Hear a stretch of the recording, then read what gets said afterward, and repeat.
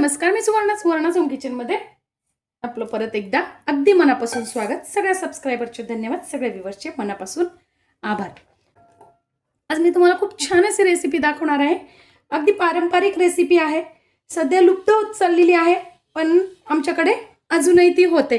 ती म्हणजे डांगराचं रायतं, दही घालून जे आपण कोशिंबिरी सारखं बनवतो त्याला डांगराचं रायतं म्हणतात। तर बघा, उन्हाळा लागलेला आहे आणि आपण जरा दह्याचे पदार्थ जास्ती खायला लागतो, तर आपण असं काहीतरी करू शकतो। वरण वगैरे करून मग तोंडी लावायला हे भाताबरोबर, पोळीबरोबर, भाकरीबरोबर, कशाही बरोबर तुम्ही खाऊ शकता। आणि सगळ्यात महत्त्वाचं हे म्हणजे उपासालाही तुम्ही करू शकता। तर काय केलंय मी असं, याला कोणी लाल भोपळा पण म्हणतं। तर आपल्याला काय करायचं, असं बारीक बारीक चिरून घ्यायचं आहे बघा या पद्धतीने, आणि छान स्वच्छ धुवून घ्यायचं आहे। घेतलेली आहे थोडीशी कोथिंबीर, त्यानंतर 2 मिरच्या बारीक चिरून घेतलेल्या आहेत आणि कढीपत्ता घेतलेला आहे।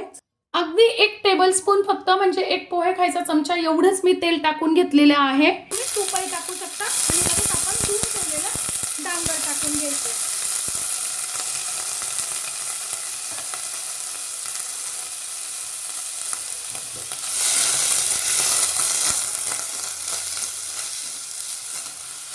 अगदी थोडंसं पाणी टाकून घ्यायचंय, खूप पाणी टाकायचं नाही आपल्याला, फक्त वाफ येईल आणि वाफेने डांगर शिजलं जाईल म्हणून आपल्याला थोडंसं, अगदी 1 ते 2 टेबलस्पून पाणी इतकंच मी टाकलेलं आहे, त्यापेक्षा जास्ती पाणी टाकलेलं नाहीये।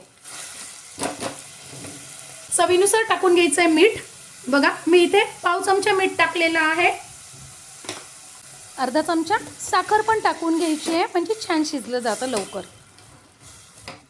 पाणी जास्ती टाकायचं नाहीये, नाहीतर मग ते पातळ होईल, खायला मजा येणार नाही आणि खूप गाळ पण होण्याची शक्यता असते। त्याला मऊ होईपर्यंत छान वाफवून घ्यायचंय। साधारणतः 3 ते 4 मिनिटात छान वाफलं जातं। बघा, 3 ते 4 मिनिट झालेले आहेत। वा, मस्त मऊ पण झालेलं आहे। वा, असं हाताने दाबून बघायचंय, लगेच दाबलं जातं म्हणजे व्यवस्थित असं शिजलेलं आहे। गॅस बंद करून टाकायचा आहे। हे पूर्णपणे आपल्याला थंड करून घ्यायचं आहे। गरम असताना जर याला फोडणी घातली तर खूप पाणी सुटेल, म्हणून काय करायचं, आपल्याला हे पूर्णपणे थंड होऊ द्यायचंय। आता बघा, याच्यात अजिबात पाणी नाहीये। जर तुम्ही तुमच्या याच्यात डांगरात जर पाणी राहिलं असेल तर काय करायचंय, ते सगळं पाणी नितरून घ्यायचंय। एका चाळणीवरती किंवा रोळीवरती टाकून छान पाणी पूर्ण काढून टाकायचंय आणि मगच थंड होऊ द्यायचंय, नाहीतर मग खूप गाळ होतं आणि मग खायला छान लागत नाही। ही पारंपरिक रेसिपी आहे, त्या पद्धतीने जर झाली तरच ती छान लागते। थंड झालेलं आहे, व्यवस्थित गार झालेलं आहे आणि छान मऊ पण झालेलं आहे।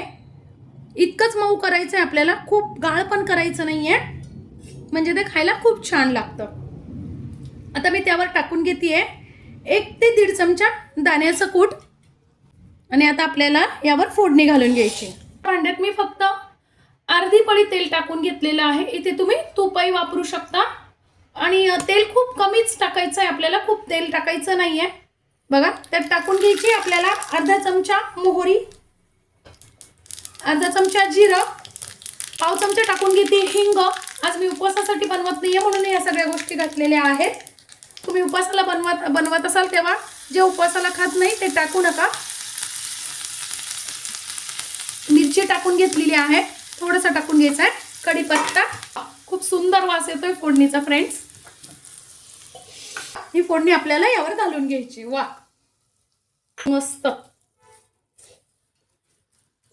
बघा, किती सोपी आणि किती मस्त अशी रेसिपी आहे, खायला पण खूप सुंदर लागते। ही पारंपरिक रेसिपी आहे। आता टाकून घ्यायचं आपल्याला दही। दही आंबट नसावं, आणि थोडीशी टाकून घ्यायची आहे कोथिंबीर। वा, बघा काय मस्त असं आपलं डांगराचं रायतं तयार आहे। आजची माझी ही रेसिपी, ही व्हिडिओ तुम्हाला कशी वाटली कमेंट्स मध्ये नक्की सांगा। चॅनलवर नवीन असाल तर चॅनलला लाईक, सबस्क्राईब आणि शेअर करा। धन्यवाद।